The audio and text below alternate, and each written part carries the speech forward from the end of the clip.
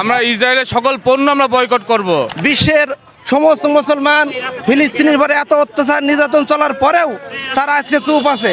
যে গণহত্যা চলছে তারই প্রতিবাদে বাংলাদেশ জাতীয়তাবাদী ছাত্র দলের কেন্দ্রীয় কর্মসূচির অংশ হিসেবে ভাই লুটপাট করে যদি আমরা ব্যবহার করি তাহলে পণ্য বয়কটের বিষয় তো আসতেছে না।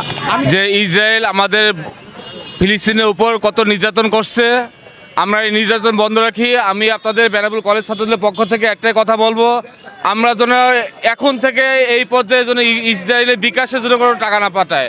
আমরা ইসরায়েলের সকল পণ্য আমরা বয়কট করব এবং ইসরায়েলের সাথে আমাদের কোনো ধরনের কোনো সম্পর্ক থাকবে না। আল্লাহ রসুল সাল্লাল্লাহু আলাইহি সাল্লাম বলেছেন যে তোমরা দুইটা জিনিস আঁকড়ে ধরো, একটা আছে আমার বাণী এবং আমার রসুলের বাণী। এই রসুলের বাণীতে ছিল তোমরা কোনো বিজাতির সাথে কোনো বন্ধুত্ব করবে না। আজকের আপনারা দেখেন বিশ্বের সমস্ত মুসলমান ফিলিস্তিনের উপরে এত অত্যাচার নির্যাতন চলার পরেও তারা আজকে চুপ আছে। তার কারণ তারা ইহুদিদের পা চাটা হয়ে গেছে। আজকের মুসলিম বিশ্বে যতগুলো অত্যাচার জুলুম এবং বিমান চলছে, প্রত্যেকটা বিমানের তেল, প্রত্যেকটা বিমানের ইউরেনিয়াম সব কিন্তু মুসলমানের থেকে যাচ্ছে। এই জন্য এই মুসলমানদেরকে আমাদেরকে সচেতন করতে হবে, পাশাপাশি ইসরায়েলি সমস্ত পণ্য বয়কট করতে হবে। এবং আমাদের বক্তব্যের মধ্যে আমাদের পৌর প্রেসিডেন্ট ছাত্রদলে সে একটা কথা বলেছে, লুট করে ওই পণ্য যদি আমরা ব্যবহার করি তাহলে সার্থকতা কোথায় আসলো। আমরা টোটালি ইসরায়েলি সমস্ত পণ্যকে বয়কট করব। এমন একদিন আসবে ইসরায়েল এই পণ্য গুটিয়ে তাদের দেশে চলে যাবে। আর আরেকটা জিনিস, আমরা যারা পেপসি খাই, পেপসির এমন একটা অর্থ যে পেপসি এর অর্থটা এমন যে ফিলিস্তিনির প্রত্যেকটা মুসলমানের ক্ষতবিক্ষত করার জন্যই এই পেপসি কোম্পানি। ফিলিস্তিনের প্রতি যে বর্বর অত্যাচার ও নির্যাতন চলছে, যে গণহত্যা চলছে তারই প্রতিবাদে বাংলাদেশ জাতীয়তাবাদী ছাত্র দলের কেন্দ্রীয় কর্মসূচির অংশ হিসেবে আজকে আমরা যেই উদ্দেশ্য নিয়ে যে বিক্ষোভ সমাবেশ করছি, আজকে যে ইসরায়েল কর্তৃক যে বর্বর হত্যাযজ্ঞ চলছে ফিলিস্তিনে, সেখানকার নারী পুরুষ শিশুদের প্রতি যে অত্যাচার, যে হত্যা করা হচ্ছে, তা ইতিহাসে সর্বনিম্ন স্তরের মানবতা লঙ্ঘন। আমরা আজকে এই ইসরায়েলের বর্বর নির্যাতনের প্রতিবাদে ফিলিস্তিনি ভাইদের পক্ষে আমরা আজকে এই প্রতিবাদ সমাবেশ করতেছি। আমরা এই প্রতিবাদ সমাবেশ থেকে একটা কথাই বলবো, আজকে বিশ্বে মানবতার যে ঘাটতি, এই মানবতার ঘাটতি থেকে আমাদের উত্তরণ হতে হবে।